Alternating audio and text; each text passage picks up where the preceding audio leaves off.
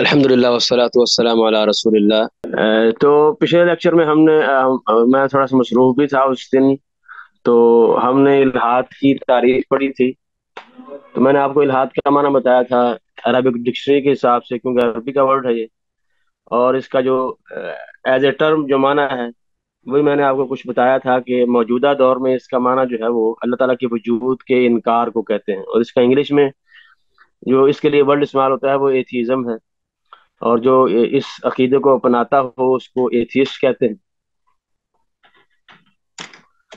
تو آگے میں نے مولی الدین کی ٹائپس بھی آپ کو کچھ بتائی تھی کہ ایک ایتھیسٹ ہوتا ہے، دوسرا اگنسٹک جسے کہتے ہیں لادری، اور تیسرا جو ہے ربوبی ڈیسٹ جسے انگلش میں کہتے ہیں، اور چوتھا اور آخری جو ہے وہ ارریلیجس پرسن جو ہے، جو جسے ہم سیکولرزم بھی کہہ سکتے ہیں۔ تو یہ چار مختلف ٹائپس تھی، اور آگے میں نے آپ کو کچھ اس کے جو اثرات تھے انسان کے فرد پر، یعنی انسان کی اپنی ذات پر اور معاشرے کے پر کچھ اثرات جو ہے وہ میں نے ایک دو ذکر کیے تھے، لیکن وہ لیپ ٹاپ کی چارجنگ جو ہے ختم ہو گئی تھی، تو وہ میں ریکارڈ کر کے نا کوئی 10-15 منٹ کا وہ الگ سے بھیج دوں گا، کیونکہ آج کا جو ہمارا لیکچر ہے وہ تھوڑا سا لمبا ہے۔ تو پچھلا لیکچر بھی میں نے ریکارڈنگ بھیجی نہیں ہے، انشاءاللہ آج یا کل آ جائے گی وہ بھی، اور آج کی بھی۔ تو بہرحال ہم آج کا شروع کرتے ہیں۔ آج ہمارا ٹاپک جو ہے وہ الحاد کی تاریخ اور الحاد کے اسباب، یعنی الحاد لوگ کیوں اختیار کرتے ہیں، اور تیسرا جو ہے وہ الحاد کے وسائل، یعنی کن ذرائع سے یہ الحاد جو ہے وہ پھیل رہا ہے لوگوں کے درمیان، معاشرے میں، اس طریقے سے ملکوں میں، تو اس کے وسائل کیا کیا ہے۔ تو وسائل آپ کے علم میں ہیں، لیکن بس یاد دہانی کے لیے انشاءاللہ میں کچھ ذکر کر دوں گا۔ تو سب سے پہلے جو ہے وہ الحاد کی تاریخ، اور یہ بڑی امپورٹنٹ ہے، اور الحاد کی تاریخ میں ہم کیونکہ اس کی جو الحاد کی جڑیں ہیں وہ یورپ سے ہیں، یعنی الحاد جو آیا ہے یورپ سے آیا ہے، تو اس لیے یورپ کی جو تاریخ ہے تمدنی لحاظ سے، ثقافتی لحاظ سے، اس کا بیک جو ہے نا وہ جو یونانی دور تھا اس سے بڑا گہرا تعلق ہے یورپ کی پوری تاریخ کا۔ تو اس لیے یونانی دور سے جو اس کے بعد میں نے 5-6 ادوار لکھے ہیں جس کا ہم یعنی تھوڑی سی تفصیل کے ساتھ پڑھیں گے، تو یورپ کی جو تاریخ ہے اس کا بہت گہرا تعلق ہے اقتصادی لحاظ سے بھی، بلکہ جو نظریات ہیں سائنٹیفکلی طور پر بہت سارے ایسے نظریات ہیں جن کی بنیاد تب سے ہے، یونانی دور سے، اور ان فلاسفہ کے نام ارسطو، بقراط وغیرہ وہ آپ سنتے رہتے ہیں۔ تو تو اس لیے یہ تاریخ کو پڑھنا ضروری ہے تاکہ ہمیں پتہ چل سکے کہ الحاد کیسے کیسے لمحہ بلمحہ گریجولی جو ہے وہ اس نہج پر پہنچا ہے جیسے جو آج کے دور میں ہے۔ تو سب سے پہلے جو ہے جو یونانی دور ہے، تو یونانی دور کی اگر آپ تھوڑی سی اس کو حد بندی کریں تو تقریباً یہ 500 قبل مسیح، یعنی عیسیٰ علیہ السلام کی پیدائش سے 500 سال پہلے سے لے کر 30 سال پہلے تک یہ دور ہے، یونانی دور۔ اور یہ جیسے میں نے آپ کو بتایا کہ یہ یورپی فکر میں بہت اس کا تعلق ہے، فلسفے کے علوم کے لحاظ سے، جو نیچرل جو ان کی تحقیقات ہیں اس حوالے سے، اور اس طریقے سے جو سائنٹیفکلی نظریات ہیں، وہ بہت سارے ایسے نظریات ہیں جو یورپ کے سائنسدانوں نے، جو آج کے سائنسدان ہیں، وہ انہوں نے اس وقت سے لیے ہوئے ہیں، جو یونانی فلاسفر جو تھے اس وقت کے، جو یونانی سائنسدان تھے۔ تو اس وقت جو یونانی دور تھا اس میں مادیت پرستی جو ہے وہ غالب تھی، لوگ جو ہے وہ ان کے ہاں جو سائنٹیفکلی یا آپ کہہ رہے کہ نیچرل کے ساتھ ان کا بڑا تعلق تھا، اور بہت ساری تحقیقات بھی انہوں نے اس حوالے سے کی ہیں۔ اس طریقے سے اس دور میں کچھ ایسے یعنی بنیادی شکوک و شبہات بھی پیدا ہو گئے تھے کہ وہ ایمان کو عقل کے متصادم سمجھتے تھے، لیکن اس دور میں بت پرستی غالب تھی، بت پرستی غالب تھی، لوگ جو ہے معاشرتی طور پر جو ہے نا وہ بتوں کی پوجا کیا کرتے تھے، بہت سارے معبودوں کو انہوں نے اپنا جو ہے وہ ان کی بات کیا کرتے تھے۔ تو لیکن اس دور میں جو جو 500 سال کا عرصہ ہے، جو جو ہمارا ہم نے الحاد کا معنی متعین کیا ہے، اب سے میں جب بھی الحاد کا معنی یعنی الحاد کا لفظ بولوں گا تو مراد وہی ہوگا کہ اللہ تعالیٰ کے وجود کا انکار کرنا، تو جو جدید ٹرم ہے. تو یعنی اس دور میں پورے 500 سال میں، یا 500 سال سے یعنی 30 سال کم، تو اس دور میں کوئی بھی ملد نہیں تھا. ہماری جو اصطلاح ہے الحاد، اس حوالے سے کوئی بھی اللہ تعالیٰ کے وجود کا انکار نہیں کر رہا تھا. تو بہت سارے جو یونانی فلاسفر تھے وہ بت پرست بھی تھے، بلکہ وہ بت پرست سے بتوں کی بات کیا کرتے تھے، بلکہ ان کے ہاں الحاد جو ہے بہت بڑا جرم تھا. جیسے کہ افلاطون نے اس چیز کا ذکر بھی کیا ہے کہ جو بندہ ایسی عقیدے کو اپناتا ہے وہ اس کو بہت بڑا جرم شمار کیا کرتے تھے. یہ میں اس دور کی بات کر رہا ہوں جو یونان یعنی عیسیٰ علیہ السلام کی پیدائش سے بھی قبل 500 سال اور 30 سال پہلے تک. تو یہ یونانی دور میں یعنی مختصراً یہ ہے کہ اس دور میں کوئی بھی ملد نہیں تھا جو اللہ تعالیٰ کے وجود کا انکار کرتا ہو. اس سے اگلا دور جو ہے وہ رومانی دور ہے، جیسے آپ کے پاس اسکرین پہ شو ہو رہا ہے. رومانی دور جو ہے اس کی ابتدا جو ہے تقریباً یعنی 30 سال پہلے سے لے کر عیسیٰ علیہ السلام کی پیدائش سے 30 سال پہلے سے لے کر 400 سال بعد تک، یعنی یہ ٹوٹل دورانیہ جو ہے 430 سال بنتا ہے. پچھلا 470 بنتا ہے، یہ تقریباً 430 سال بنتا ہے. لیکن اس دور میں کوئی جو یورپی فکر ہے اس میں کوئی زیادہ ترقی نہیں ہوئی، اور اس دور کے فلاسفہ بھی مشہور نہیں. جو فلاسفہ جن کے آپ نام سنتے ہیں ارسطو افلاطون وغیرہ، وہ پچھلے دور کے ہیں، یونانی دور کے. تو لیکن اس کے ہاں اس دور میں یعنی وہ انہوں نے جو عمرانی طور پر بہت ترقی کی ہے، شہروں کو آباد کیا ہے. بلکہ یعنی بہت سارے جو تقریباً جو رومانی دور ہے اس دور میں یہ 50 لاکھ مربع کلومیٹر کی یہ سلطنت تھی.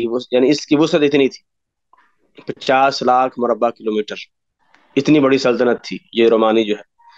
اور اس سلطنت میں اس دور میں 70 ملین لوگ جو ہے وہ رہتے تھے، اور یہ پورے یعنی دنیا کے تقریباً اس دور کے حوالے سے 21% بنتے ہیں. یعنی انہوں نے عمرانی لحاظ سے بہت ترقی کی ہے، لیکن فکری لحاظ سے، فلسفے کے لحاظ سے اتنی ترقی نہیں کی. بلکہ یہ وہی یہ فلسفہ جو پہلے یونانی فلسفہ چلا آ رہا تھا اسی کو انہوں نے آگے پروموٹ کیا ہے. تو اس دور میں بھی ملحدین موجود نہیں، یعنی ملحدین سے مراد یعنی جو اللہ تعالیٰ کے وجود کا انکار کرنے والے. تو اور اسی دور میں جو ہے وہ عیسیٰ علیہ السلام بھی مبعوث ہوئے ہیں. اللہ تعالیٰ نے عیسیٰ علیہ السلام کو بھی انہی حکومت میں بھیجا تھا، فلسطین کے علاقے میں، جسے قرآن کی آیت میں ذکر بھی ہے. تو لیکن انہوں نے عیسیٰ علیہ السلام کے نعوذ باللہ یعنی عیسیٰ علیہ السلام کو جب اللہ تعالیٰ نے اٹھا لیا آسمان پر، تو بعد میں ایک بولس آدمی آیا یہودی جو تھا، اس نے عیسیٰ علیہ السلام کے دین کو بدل دیا. اور عیسیٰ علیہ السلام اس دور میں جو ہے نا وہ عیسیٰ علیہ السلام کی اٹھائے جانے کے بعد پولس جو تھا، پولس جسے کہتے ہیں، اس نے عیسائی تعلیمات کو، عیسیٰ علیہ السلام کی تعلیمات کو بدلا، اور بہت سارے ایسے عقائد اور نظریات جو اس کے اپنے تھے اس نے عیسائیت میں شامل کر دیے. اور اسی بات کا ذکر جو ہے قرآن مجید میں ہے کہ عیسیٰ علیہ السلام کا جو دین ہے وہ بدلا جا چکا ہے، یحرفون الکلم عن مواضعہ. اور لیکن اس دور میں اہم بات یہ ہے کہ جو عیسائی تھے انہوں نے اس دور میں بہت ظلم سہے ہیں، خاص طور پر پہلے 300 سال. یعنی عیسیٰ علیہ السلام کے اٹھائے جانے کے بعد انہوں نے 300 سال تک بہت ظلم سہے ہیں، بہت ان پر ظلم کیا گیا، طرح طرح سے ان کو جو ہے وہ تکلیفیں دی گئیں. تو لیکن اور اس کا بہت گہرا تعلق ہے الحاد کی آنے کے جو بات جیسے میں ذکر کروں گا. جیسے جو اگلا دور ہے جسے ڈارک ایجز کہتے ہیں، ڈارک ایجز جو ہے یہ تقریباً 1000 سال تک محیط. ڈارک ایجز یعنی آپ کہہ رہے ہیں 400 ہجری سے لے کر 400 عیسوی سے لے کر 1400 عیسوی تک اس کو ڈارک ایجز کہتے ہیں. بلکہ بہت سارے جو مغربی مفکرین ہیں جو یورپ کی تاریخ ذکر کرتے ہیں وہ اس دور کا ذکر ہی نہیں کرتے، کیونکہ ان کے ہاں یہ بہت ظلم و ستم والے ادوار تھے. وہ اس کو کراس کر جاتے ہیں۔ اور اس دور میں جو ہے وہ یورپ بہت پیچھے چلا گیا تھا، ہر لحاظ سے، علمی لحاظ سے بھی، یعنی سائنٹیفکلی طور پر، اقتصادی طور پر، اور ہر لحاظ سے، حکومت کے لحاظ سے بھی۔ اور اس دور میں خاص طور پر جو ہے وہ جو ان کا چرچ تھا، کیتھولک چرچ، اس کا غلبہ تھا اوور آل ہر چیز پر۔ چرچ جو ہے وہ یعنی لوگوں کے مال بھی کھاتا تھا۔ جو ان کا چرچ کا جو پوپ ہوتا تھا، بڑا سب سے ہیڈ، اس کی بات جو ہے حرف آخر ہوا کرتی تھی۔ ایون کہ اگر کوئی جو حکمران ان کا بادشاہ بنتا، وہ بھی اگر اس کی مخالفت کرتا، وہ اس کو بھی اتار دیتا تھا۔ تو وہ دینی طور پر بھی جو ہے وہ ایسے نظریات جو ہے پھیلا دیے گئے جو بالکل انسانی عقل سے متصادم ہیں، جس میں یہ جو سلیب کا ان کا نظریہ ہے کہ عیسی علیہ السلام جو ہے سارے گناہوں کی بنا پر جو ہے سولی پر چڑھ گئے ہیں۔ اور ایسے ہی جو ان کا یہ تثلیث کا نظریہ ہے کہ تین خدا جو ہیں وہ تین ایک ہیں اور ایک تین ہیں۔ اس طریقے سے اور بہت ساری جہالت جو ہے وہ عام ہو چکی تھی، اخلاقی طور پر جو ہے یورپ بہت نیچے جا چکا تھا۔ جو ان کے پوپ تھے، پادری تھے، وہ لوگوں کے مال کھاتے تھے طرح طرح سے، لوگوں کو یعنی گناہوں کی بخشش کرنے کے لیے وہ الگ مال لیتے تھے۔ وہ کسی سے کس طریقے سے مال ہڑپ کرتا، کوئی کس طریقے سے۔ تو اس چیز کا بہت اثر پڑا۔ گویا کہ آپ کہہ سکتے ہیں کہ یہی جو 1000 سال کا عرصہ گزرا ہے، تو اسی کی بنا پر جو اگلا دور ہے وہ الحاد تھوڑی سی یعنی اس نے جڑیں پکڑنا شروع کی۔ لوگ جو ہیں وہ دین سے بددل ہو گئے کہ یہ دین ہے کہ چرچ ہم پر ظلم کرتا ہے، طرح طرح سے ہمارے جو ہے مال ہڑپ کرتا ہے۔ تو لیکن اس دور میں جو یعنی 1000 سال کا عرصہ ہے، جس کو عربی کا اگر آپ تاریخ پڑھیں یورپ کی، تو ڈارک ایجز کہتے ہیں۔ تو ڈارک ایجز میں کوئی بھی جو ہمارا الحاد کا مفہوم ہے اس لحاظ سے ملد نہیں تھا، یعنی کوئی بندہ بھی اللہ تعالیٰ کے وجود کا صراحتاً انکار کرنے والا موجود نہیں تھا۔ تو یہ یورپ کی یعنی 1400 سال، یعنی 1400 عیسوی تک، آج سے 600 آپ کہہ لیں 600 سال پہلے الحاد کا وجود تک نہیں تھا۔ کوئی ایسا انسان نہیں تھا دنیا میں جو اپنے آپ کو مولد کہتا ہو۔ اس کے بعد جو ہے وہ شروع ہوتا ہے جس کو آپ کہتے ہیں رینیسنس، جیسے آپ کے پاس لکھا ہوا ہے۔ اس کو عربک میں اگر آپ پڑھیں تو عصر النہضہ کہتے ہیں، انگلش میں نے آپ کے پاس سامنے لکھا ہوا ہے رینیسنس۔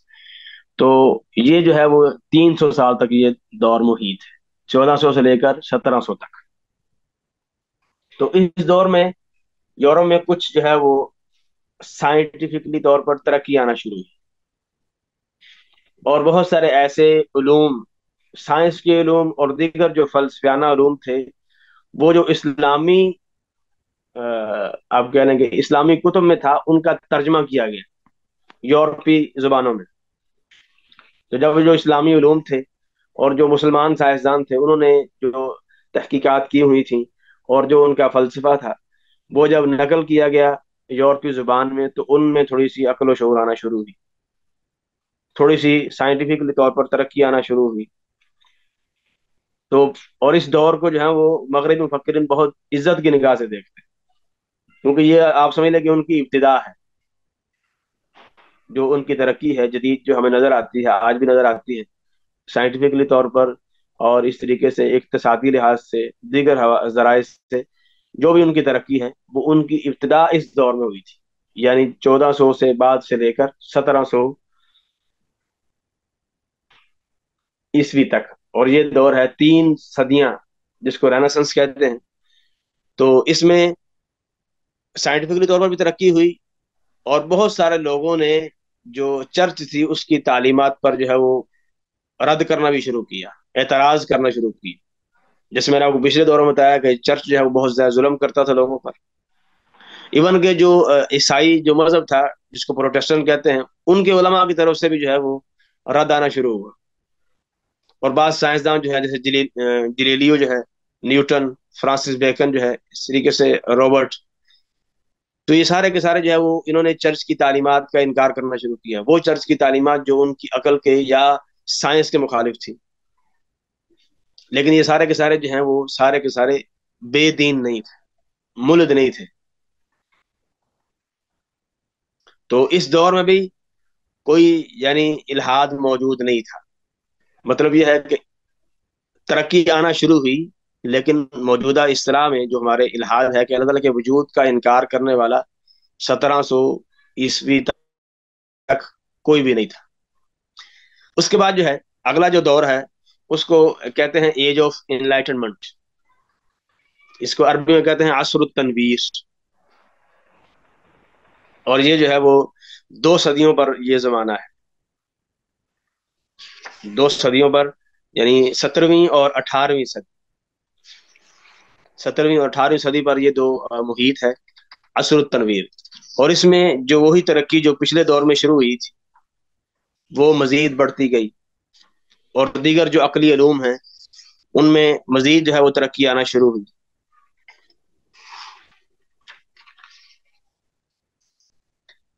اور اسی دور کے جو ایک مشہور جو دیکارٹ ہے، جو ان کا مغربی مفکر ہے بہت بڑا، جان لاک ہے، سارے کے سارے جو ہیں یہ اسی دور میں تھے. اور اس دور میں جو ہے نا وہ ڈی ازم، جو میں نے ربوبی آپ کو بتایا ہے، ملت کی ایک ٹائپ، وہ یہ ظاہر ہونا شروع. یعنی اس دور میں، یعنی آپ کہہ لیں کہ جو 17ویں اور 18ویں صدی میں جو جان میسلر ایک ان کا مفکر تھا، جان میسلر، اس نے یورپی تاریخ میں سب سے پہلے جو ہے وہ یعنی الحاد کے عقیدے کو اپنایا، یعنی اللہ تعالیٰ کے وجود کے انکار کے عقیدے کو. اور یہ سب سے امپورٹنٹ بات یہ ہے کہ یہ ان کا پادری تھا. جان میسلر پادری تھا، لیکن بعد میں یہ ملحد ہو گیا، اور ملحد ہی فوت ہوا ہے 1729 عیسوی میں، میلادی میں. لیکن اس نے علل اعلان یہ بات نہیں ذکر کی کہ میں ملحد ہوں، بلکہ اس نے ایک کتاب لکھی تھی. تو کتاب میں جب مرنے کے بعد اس کتاب کو کھولا گیا تو اس سے یہ ظاہر ہوا کہ یہ بندہ جو ہے یہ اللہ تعالیٰ کے وجود کا انکار کرتا تھا. یعنی اس نے اپنی زندگی میں اس بات کو شو نہیں کروایا کہ وہ ملحد ہے، لیکن مرنے کے بعد جو ہے وہ پتہ چلا کہ یہ بندہ جو ہے یہ ملحدانہ عقائد کا حامل تھا. اور اس کے الحاد کی وجہ کیا تھی؟ جو کائنات میں شر کا وجود، کہ کائنات میں برائی کیوں ہے، جو اس کی بنیادی وجہ تھی. تو یہ وہ بندہ ہے جان میسلر. اور جیسے میں نے آپ کو بتایا کہ اس نے بھی علل اعلان یعنی واضح طور پر کسی کو بھی نہیں کہا. اس کے مرنے کے بعد جو ہے پتہ چلا کہ یہ بندہ ایسے عقائد کا حامل تھا جو مجھے جانا تھا. اس کے بعد جو ہے جس نے علل اعلان اسی دور میں جس نے اظہار کیا الحاد کا ملحد ہونے کا، وہ ایک مؤلف ہے ان کا، بیرن ہولباخ. بیرن ہولباخ یہ فلسفی تھا. اس نے ایک کتاب لکھی تھی سسٹم ڈیلا نیچر. سسٹم ڈیلا نیچر یا ڈیلا نیچور اگر فرانسیسی میں پڑھیں، 1770 عیسوی میں، 1770 میلادی میں. اور اس نے اس کتاب میں علل اعلان جو ہے وہ ظاہر کیا ملحد ہونے کا، یعنی کہ وہ بندہ ملحد ہے.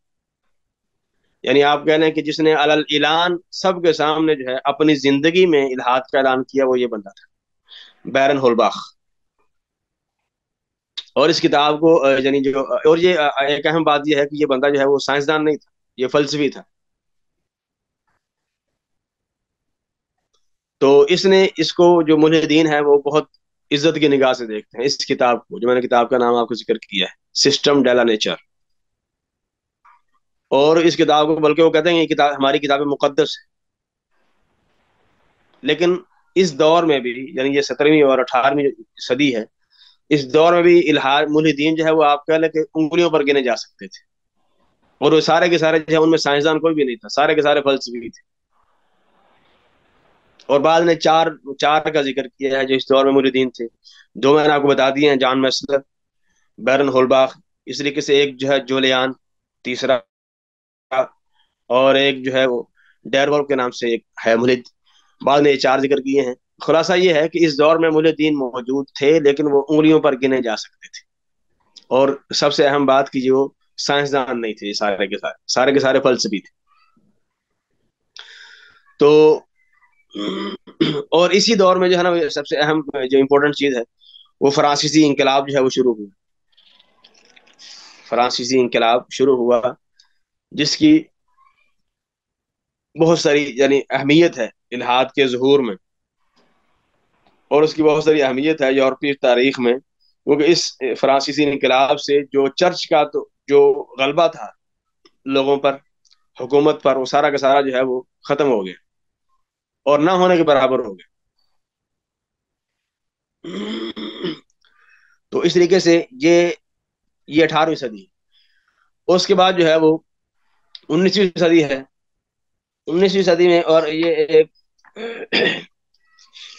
19ویں صدی جو ہے وہ یعنی آپ کہہ لیں کہ 1800 کے بعد 1801 1800 یہ جو صدی ہے، اس میں بہت سارے جو ہے وہ الحاد کے پرچار کرنے والے جو ہے وہ ظاہر ہوئے۔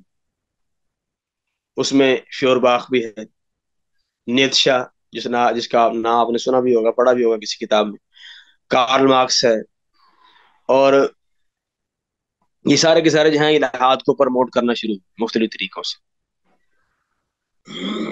اور اسی دور میں جو ہے وہ ایک کتاب انگلش میں جو سب سے پہلی کتاب الحاد کے حوالے سے جو شائع ہوئی، وہ تھی necessity of atheism. Necessity of atheism, یہ 1811 میلادی میں، یعنی 1811 عیسوی میں یہ کتاب جو ہے وہ لکھی گئی، اور یہ اس کا لکھنے والا جو ہے یہ ایک شاعر تھا، پوئٹ تھا، بیرسی شیلی، اس نے یہ کتاب لکھی تھی، اور یہ انگلش کی پہلی کتاب ہے جو الحاد کے حوالے سے لکھی گئی، نیسیسٹی آف ایتھیزم۔ تو یہ 1811 ہجری میں، 11 عیسوی میں یہ کتاب لکھی گئی۔ تو اسی دور میں جو ہے نا وہ لوگ یعنی جنہوں نے اعلان الحاد کی تبلیغ کرنا شروع کی، اس میں نے آپ کو چند ایک کے نام ذکر کیے ہیں، فیورباخ ہے، نیتشا ہے، کارل مارکس ہے، اور الحاد جو ہے مختلف ملکوں میں پھیلا، برطانیہ میں، اس طریقے سے جرمنی کے بعد جو ہے وہ فرانس میں، اور دیگر جو یورپی ممالک ہیں، وہ سب میں ایسے ایسے الحاد کی یعنی تبلیغ ہونا شروع ہوئی۔ تو یہ ہے 19ویں صدی کا دور، جب الحاد کے جو نظریات تھے، مولدانہ نظریات تھے، ان کی لوگوں نے جو حاملین تھے ان نظریات کے، انہوں نے تبلیغ کرنا شروع کی۔ اس کے بعد جو ہے جو آخری دور ہے وہ ہے 20ویں صدی ہجری کا، 20ویں صدی عیسوی کو، بار بار میں ہجری بول رہا ہوں، 20ویں صدی عیسوی۔ تو 20ویں صدی عیسوی میں وہی جو 19ویں صدی عیسوی کے جو فلاسفہ تھے، انہوں نے جو نظریات اپنے بنائے تھے، جس بنا پر جو وہ الحاد کی طرف لوگوں کو قائل کرتے تھے، جو ان کے عقائد تھے، وہ ذرا اور قوت کے ساتھ پھیلنا شروع ہو گئے، اور باقاعدہ ان کو حکومتیں مل گئی، روس میں، اس طریقے سے چین میں، اور اس طریقے سے مشرقی یورپ میں ایسے لوگوں کی حکومتیں آ گئیں جو مولدانہ نظریات کے حامل تھے۔ انہوں نے لوگوں کو قتل بھی کیا، صرف اس بنا پر کہ یہ ایسے نظریات کو اپنا لیں جو مولدانہ ہوں، یعنی الحاد کو زبردستی تلوار کے زور پر جو ہے وہ نافذ کرنا شروع کی، لوگوں کو ڈرایا، دھمکایا، قتل و غارت گری کی۔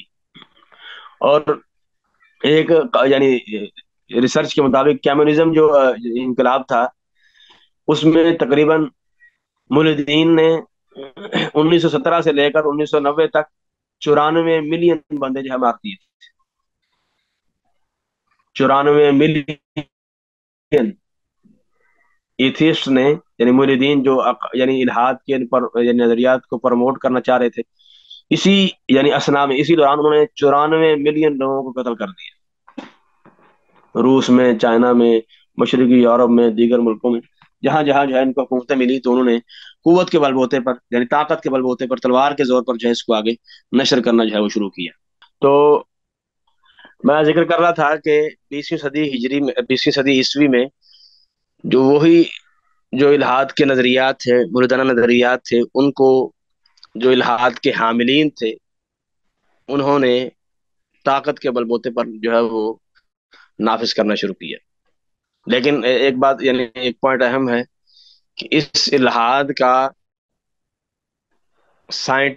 جو سائنس کی ترقی ہے اس سے کوئی تعلق نہیں تھا، بلکہ ایک ریسرچ کے مطابق 1991 میں جو ملحدین تھے تقریباً پوری دنیا میں وہ 2% تھے، اور جو ڈیسٹ تھے یعنی جو ربوبی تھے ڈیسٹ کہہ لیں، وہ 4%. تو یہ یعنی 20ویں صدی کی بات ہے. اس کے بعد جو ہے 20ویں صدی کے بعد دور شروع ہوتا ہے جس کو نیو ایتھیزم کہتے ہیں. وہ میں نے یہاں لکھنا بھول گیا ہوں، اگر آپ یہاں لکھ لیں نیو ایتھیزم، یعنی جدید الحاد. تو اس جدید الحاد میں کیا فرق پڑا، اور یہ اس کی ابتدا ہوئی ہے 9/11 کے بعد، جب وہ جو ٹاور تھا امریکہ میں، وہاں حملے ہوئے، اور اس حملے کی بنیاد پر جو ہے وہ اس کی بہت ویلیو تھی امریکہ میں. وہ ایک ورلڈ ٹریڈ سینٹر جو ہے، یعنی تجارتی لحاظ سے، اقتصادی لحاظ سے اس کی بہت اہمیت تھی. اس پر جو حملے ہوئے، اور لوگوں نے پھر جو ہے وہ اسلام کے بارے میں سوچنا شروع کیا، اور دیگر اسلامی نظریات کے بارے میں. اور اس جو ہے وہ اس کے بعد جو ہے جو ملحدین تھے، انہوں نے اس حملے کو، کیونکہ الزام انہوں نے لگایا یہ اسامہ بن لادن اور دیگر پر، تو ملحدین نے اس کو اپنا ایک پوائنٹ پکڑ لیا، اور اس سے انہوں نے الحاد کی جو ہے نا وہ تبلیغ زیادہ زور و شور سے شروع کر دی. اور اس دور میں انہوں نے یعنی جو اسلامک نظریات ہیں، خاص طور پر اسلام، دیگر دینوں کو بھی انہوں نے یعنی نشانہ بنایا، لیکن خاص طور پر جو اسپیسیفکلی اسلام کو، کیونکہ الزام جو ہے انہوں نے اسامہ بن لادن پر لگایا تھا. تو انہوں نے اسلام کے نظریات پر مختلف جو ہے عقائد ہیں ان کو نشانہ بنایا، دیگر دینوں کو بھی نشانہ بنایا، عیسائیت کو بھی، یہودیت کو بھی، اسلام کو بھی، لیکن سب سے زیادہ جو ہے وہ انہوں نے بنیادی جو ہے وہ جو فوکس کیا وہ اسلام پر کیا، اور زیادہ شد و مت کے ساتھ الحاد کی ترویج کرنا شروع کر دی. اور جو الحاد کے پروموٹ کرنے والے جو آج کل بھی ہیں، اللہ ان کو غارت کرے، جو رچرڈ ڈاکنز ہے، اور اس طریقے سے سیم ہیرس ہے، ڈینل ڈینٹ ہے، اور انہوں نے، اور کرسٹوفر ہچن جو ایک ملحد ہے جو الحاد کی ترویج کرنے والوں میں شامل ہے. تو انہوں نے زیادہ جو ہے وہ ایکسائٹمنٹ کے ساتھ جو ہے الحاد کو پروموٹ کرنا شروع کیا.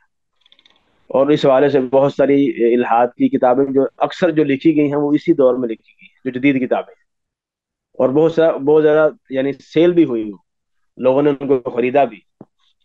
اور اس میں ایک فرق یہ پڑا کہ جو پہلے الحاد جو ہے وہ صرف وہ سائنسدانوں میں تھا، یا جو فلسفی تھے ان میں تھا، یعنی ایک خاص گروہ کے لوگوں میں تھا. اب وہ جو ہے وہ منظر عام پر آنا شروع ہو گیا. اور آپ جانتے ہیں اس دور میں فیس بک، ٹویٹر، سوشل میڈیا جو ہے وہ عام ہونا شروع ہوا 2000 کے بعد. تو اسی دور میں جو الحادی نظریات تھے وہ بھی زیادہ عام ہونا شروع ہوئے. تو الحاد کی ترویج جو ہے اس کی اشاعت وہ زیادہ جو ہے وہ یعنی پروان چلنا شروع ہوئی. اور اس دور میں جو ہے انہوں نے سائنٹیفکلی بنیاد پر وہ یہ کہنا شروع کر دیا کہ جو ہے جو اللہ تعالیٰ کے وجود پر ایمان لانا جو ہے یہ سائنس کے مخالف، سائنس اس کا انکار کرتی ہے. یعنی سائنس جو ہے اس بات کو نہیں ایکسپٹ کرتی کہ کوئی کائنات کا پیدا کرنے والا ہے. تو یعنی یہ جو ہے اس کو کہتے ہیں نیو ایتھیزم، جو 9/11 کے بعد دور شروع ہوتا ہے، جس دور سے ہم گزر رہے ہیں. تو یہ الحاد کی مختصر سی تاریخ تھی جو میں نے آپ کو بتائی ہے. تو اس حوالے سے اگر کسی کو کوئی بات سمجھ نہ آئی ہو، یا اگر کوئی بات یا کسی کو ذہن میں کوئی اشکال ہو تو وہ پوچھ سکتا ہے. یہ میں نے بہت شارٹ بتائی ہے، تاریخ تو بہت لمبی ہے. اگر آپ ہر ایک کی ڈیپلی جائیں گے کہ ہر دور میں مولدین کون کون سے تھے، یا ان کے سرگنا کون تھے، بڑے بڑے کون تھے، یا کون سی جو نظریات تھے یا عقائد تھے جس بنا پر آگے جا کے الحاد کی وہ پھیلنا شروع ہوا، تو کافی اس کے لیے 2 3 4 لیکچر چاہیے، بلکہ شاید اس سے بھی زیادہ لگ جائیں. تو اگر کسی کو کوئی بات جو ہے وہ سمجھ نہ آئی ہو تو وہ کائنڈلی ضرور پوچھے. جی بالکل کلیئر ہے. کوئی بات ایسی ہو جو میری آپ کو سمجھ نہ آئی ہو؟ میرا تو خیال ہے آپ سارے جو ہے وہ یہ لگا کے تو کام کرنے چلے جاتے ہیں. تو یہ مختصر سی تاریخ تھی جو میں نے آپ کو بتائی ہے. آگے جو ہے وہ انتشار کے اسباب اور وسائل، یعنی آپ یہ سمجھ لیں کہ الحاد لوگوں میں کیوں پھیل رہا ہے، اس کی وجوہات کیا ہیں.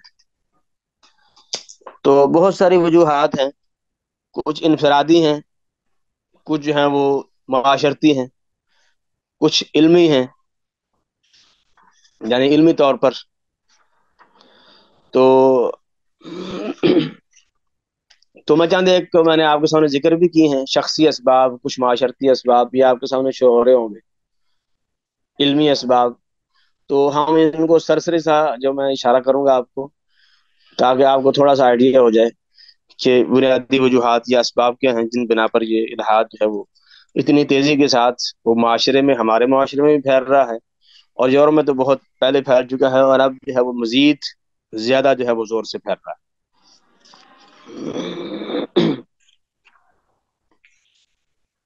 تو اگر آپ یعنی خلاصہ کریں تو ایک سب سے پہلی وجہ تو یہ بھی ہے کیونکہ ہم جو ہے وہ یورپ سے اور امریکن فکر سے متاثر ہیں، کیونکہ ہم پر حکمرانی کرنے والے جو ہیں وہ بھی ان کی فکر سے متاثر ہیں، اور ہماری ٹوٹلی بیوروکریسی جو ہے وہ ساری کی ساری وہ یورپ کی پڑی ہوئی ہے، ساری ناوی کے ہیں تو اکثریت ایسے ہی ہے، ہمارے جو حکمران ہیں وہ بھی حکمرانی کرتے ہیں اور یورپ میں چلے جاتے ہیں، تو ان کے نظریات پر، عقائد پر یورپی فکر کا، ان کے رہن سہن کا، ان کے کلچر کا بہت اثر ہوتا ہے۔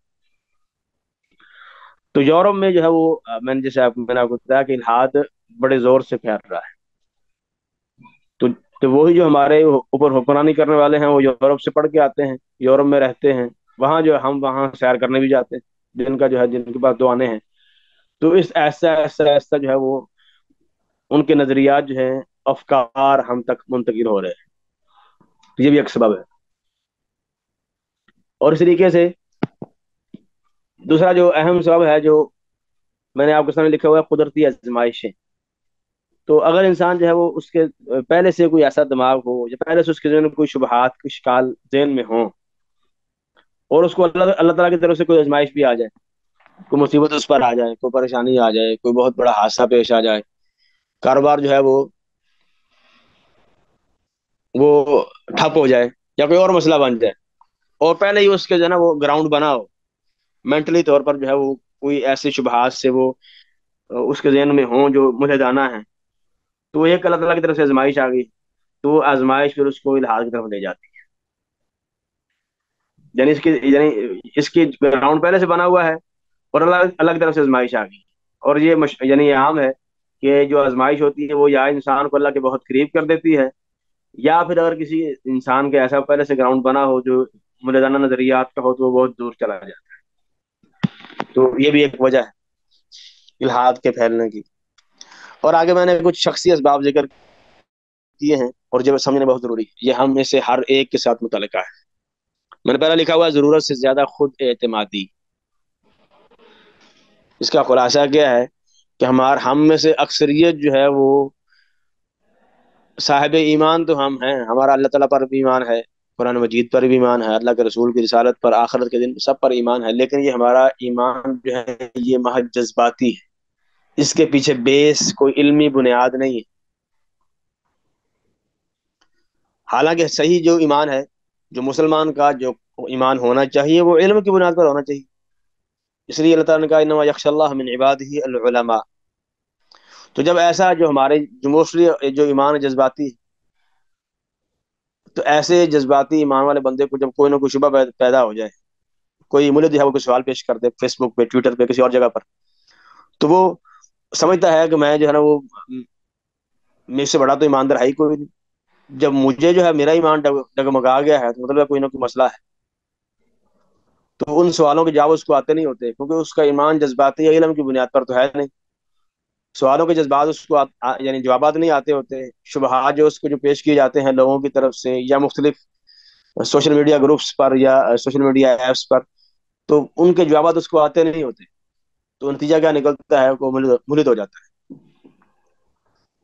تو اس طریقے سے بے لذتی عبادتیں، جیسے کہ ہم کہتے ہیں کہ عبادت میں لذت ہوتی ہے، نماز میں لذت ہے، روزے میں لذت ہے، اللہ تعالیٰ کے احکامات ماننے میں لذت ہے، قرآن مجید بھی یہی کہتا ہے من عمل صالحا من ذکر او انثى وهو مؤمن فلنحيينه حیاۃ طیبہ، کہ جو بندہ جو ہے ایمان والا ہے، چاہے وہ مرد ہو وہ عورت ہو، ہم اسے پاکیزہ زندگی دیتے ہیں، خوشگوار زندگی گزار دیتے ہیں، لیکن جب ہماری عبادتیں بے لذت ہو جاتی ہیں، ہمیں عبادت میں وہ سکون چین نہیں ملتا، قصور ہمارا ہوتا ہے، تو انسان ایسا ایسا جو ہے نا ان عبادتوں سے بیزار ہونا شروع ہو جاتا ہے، تو یہ بھی ایک سبب ہے۔ اب میں اسباب ذکر کر رہا ہوں، یہ کسی بندے میں کوئی ایک ہو سکتا ہے، کسی میں دو تین اکٹھے ہو سکتے ہیں، کسی میں پانچ سات اکٹھے ہو سکتے ہیں، یعنی کوئی ایک ان میں سے ہو سکتا ہے، ایک سے زیادہ بھی ہو سکتے ہیں۔ ایسی مثال کے طور پر جس میں نے آگے لکھا ہے الحاد سے متعلق کتابوں کا مطالعہ، videos, film, documentaries, cartoon, post, اور یہ وہ چیزیں ہیں جو میں نے آج ذکر کی نا یہاں، یہ الحاد کے وسائل ہیں۔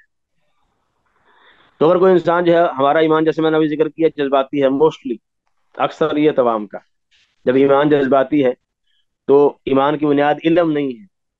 ہمارا جو اللہ تعالیٰ کی ذات پر ایمان ہے، ہونا یہ چاہیے کہ ہمیں اللہ تعالیٰ کی ذات پر، اللہ تعالیٰ کے وجود پر، اللہ کے رسول کی رسالت پر، اس طریقے سے آخرت کے دن پر ایمان قوی ترین ہونا چاہیے، علم کی بنیاد پر ٹھوس عقلی اور نقلی دلائل سے بھرپور ہونا چاہیے۔ لیکن ہمارا ہوتا کیا ہے؟ جذباتی بالکل۔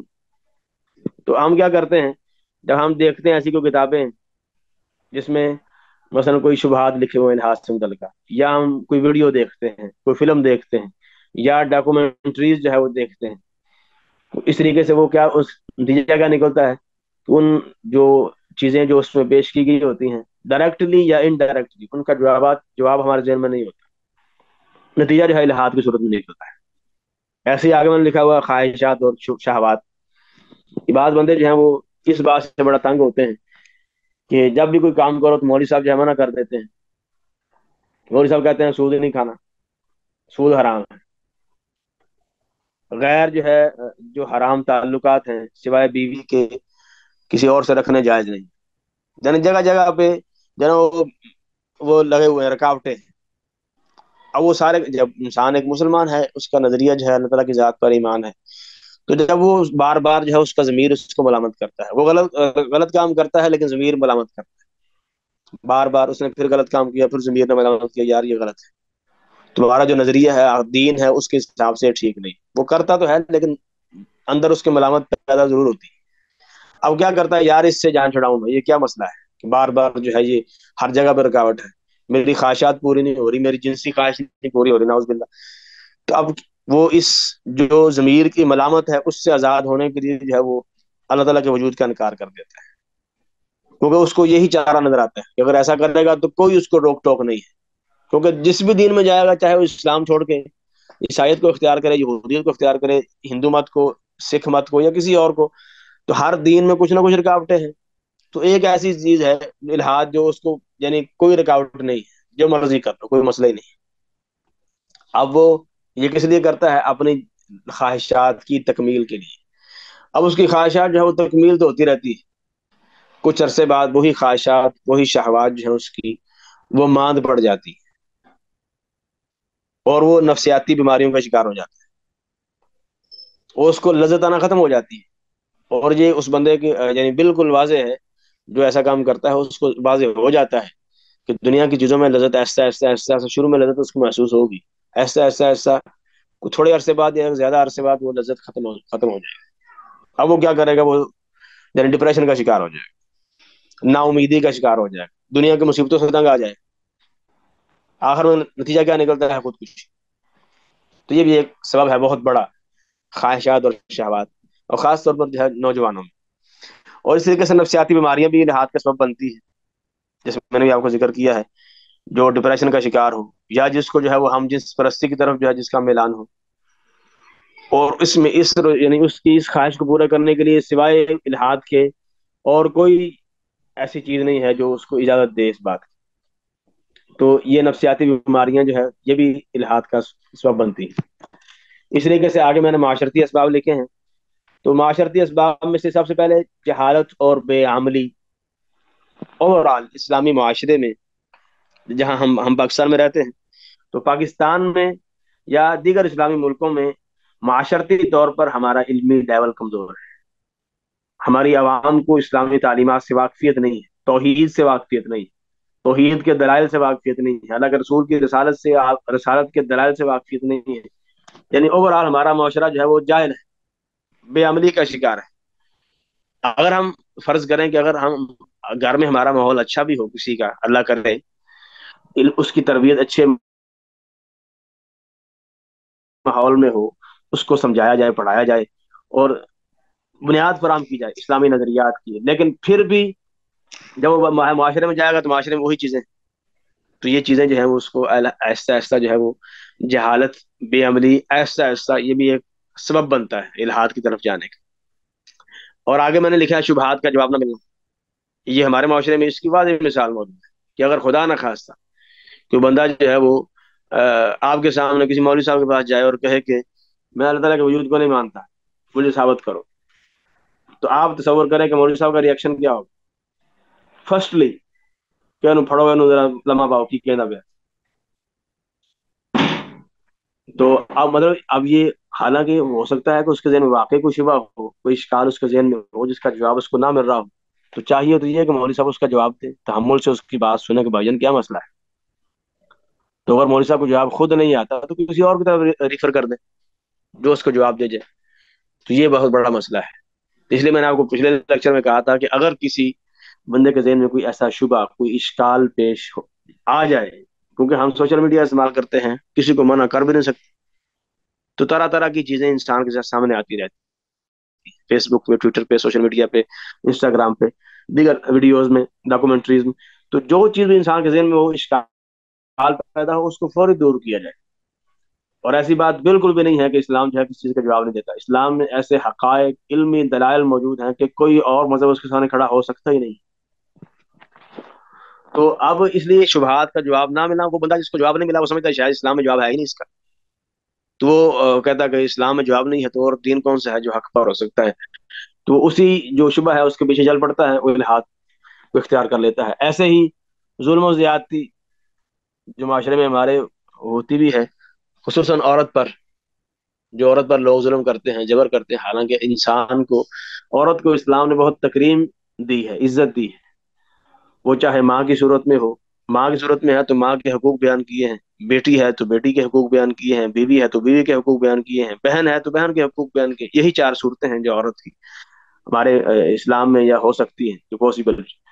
تو اسلام نے ان ہر ایک کے حقوق بیان کیے، لیکن جو بندہ اسلام کی تعلیمات سے نہ اس پر عمل کرتا ہو، عورت پر ظلم کرتا ہو، تو وہ عورت جو ہے وہ ہو سکتا ہے کہ وہ اس کو ظلم زیادتی جو اس کے سرپرست کی طرف سے کی جا رہی ہے، وہ ایسا ایسا اس کو الہاد کی طرف لے جائے.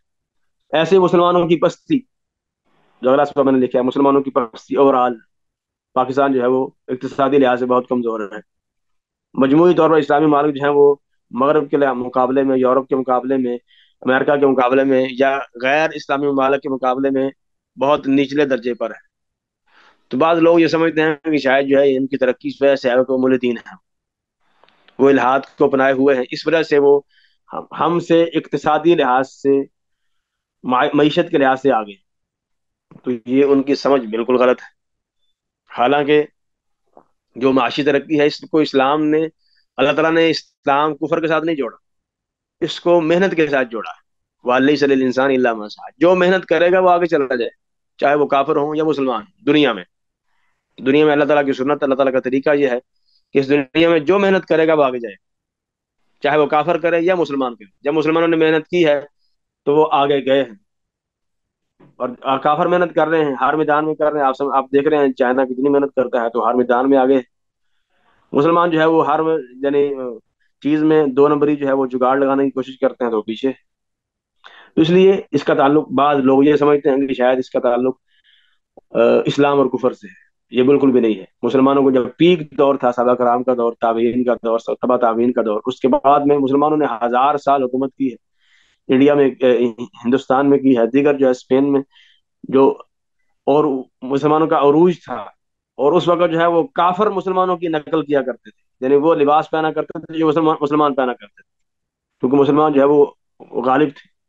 انہوں نے اسلام کو بھی اپنایا اور دنیا کی جو ترقی تھی انہوں نے بھی اپنا حصہ ڈالا. تو اس کا بالکل تعلق جو ہے وہ مسلمان اسلام کو کفر سے نہیں ہے، یہ محنت کے ساتھ ہے. تو آخری سبب جو ہے وہ جو معاشرت کے اسباب میں تفرقہ بازی. تو بعض لوگ یہ بھی سمجھ سکتے ہیں کہ تفرقہ بازی جو ہے، جب اسلام میں کتنے سیکٹ بنے ہوئے ہیں، کوئی جو ہے وہ کوئی حنفی ہے، کوئی بریلوی ہے، کوئی دیوبندی ہے، کوئی کیا ہے، کوئی شیعہ ہے، کوئی کیا ہے، مختلف. تو یہ بھی کسی ایک یعنی کو پک کر سکتا ہے کوئی بندہ اس چیز کو بھی، کہ یہ بھی شاید یا نا وہ وجہ ہو الہاد کی. حالانکہ مسئلہ جو ہے اس بندے کے اپنے دماغ میں ہے کہ اس نے باطل کو حق سے سمجھا نہیں. اور یہ سیکٹ جو ہے یہ صرف اسلام میں نہیں، ہر چیز میں ہے. آپ گھر میں ہوں تو اختلاف ہوتا ہے، اپنے گھر میں ہیں تو دو بہن بھائیوں میں اتفاق نہیں ہوتا، کیونکہ ہر ایک کی نیچر، اس کی عقل، اس کے سمجھنے کا انداز مختلف ہے. تو اختلاف ہونا یہ یعنی قانون فطرت ہے. کہ اختلاف ہو. اختلاف ہونا مطلب یہ ہے کہ آپ زندہ ہیں، آپ کی اپنی رائے ہے، آپ کی اپنی عقل ہے، آپ عقل مند ہیں، تو اختلاف ہوتا ہے. تو صحیح یعنی جو اصل مسئلہ ہے وہ یہ ہے کہ اختلاف میں حق پر کون ہے، باطل پر کون ہے. یہ اصل مقصد ہے کہ حق کو باطل سے پہچانا جائے اور حق بات کی پیروی کی جائے. اور اسی بات کا اللہ تعالیٰ نے اور اللہ کے رسول نے حکم دیا ہے صلی اللہ علیہ وسلم. تو یہ چند ایک معاشرتی اسباب تھے. آگے میں نے کچھ ایک علمی اسباب ذکر کیے ہیں. تو یہ میں نے اشارہ کیا ہے، اس میں عدم اہتمام، یہ بہت شارٹ کر کے لکھا ہے. عدم اہتمام سے مراد یہ ہے کہ اسلامی یعنی مکتبہ، یعنی جو مکتبہ ہے، یہ لائبریری ہے، اس میں اتنی کوئی کتابیں میسر نہیں ہیں، خاص طور پر اردو میں اتنی ویب سائٹ نہیں ہے جتنی ہونی چاہیے. جس قدر یہ الحاد پھیل رہا ہے اسی قدر اس کا توڑ بھی ہونا چاہیے. یہ الحاد پھیل کیوں رہا ہے یا دیگر جو ہے وہ باطل فرقے کیوں اوپر آ رہے ہیں؟ کیونکہ حق بیان کرنے والے جو ہیں وہ کمزور ہو گئے ہیں. وہ حق کو اس قدر بیان نہیں کر رہے جس قدر بیان کرنا چاہیے. تو اس لیے یہ اسلامی جو ہے وہ لائبریری بہت کم ہے اس حوالے سے. خاص طور اردو میں، عربی میں بہت سارا کام ہو چکا ہے، پھر بھی کم ہے، لیکن اردو کے مقابلے میں بہت زیادہ ہے. لیکن اردو میں ایسا ویب سائٹس بہت کم ہیں. اس طریقے سے جو لیکچرز ہیں مختلف علماء کے، وہ بھی اس لحاظ سے کم ہیں. کتابیں جو ہیں وہ بھی، جو بنیادی کتابیں بھی کم ہیں، جو ڈیپلی اس والے سے ڈسکس کرتی ہیں وہ بھی کم ہیں. تو یہ بھی ایک سبب ہے کہ یعنی اس لحاظ سے مسلمانوں کو آگے آنا چاہیے، خاص طور پر اردو جو یعنی بولنے والے افراد ہیں. اور آگے مشکل عبارتیں لکھا ہوا، مطلب یہ ہے کہ اس کا جو الحاد کا جو توڑ ہے، کوئی بندہ جو ہے الحاد کی روش کو اپناتا ہے تو اس کے نظریات کا رد بھی آسان انداز میں کرنا چاہیے. اگر آپ وہی جو ہے مشکل عبارتیں پرانے فلسفیانہ جو ہے انداز کو اپنا کر اللہ تعالیٰ کے وجود کو ثابت کریں گے، اگلے بندے کو سمجھ نہیں آئے گی، تو آپ کی بات کو، دلیل کو پک نہیں کرے گا، تو مسئلہ گڑبڑ ہوگی. آسان عبارتیں استعمال کرنا چاہیے جس سے اگلے بندے کو آپ کی بات بالکل آسان سادہ لہجے میں سمجھ آئے. اور آگے جو ہے وہ میں نے چند ایک اسباب ذکر کیے ہیں.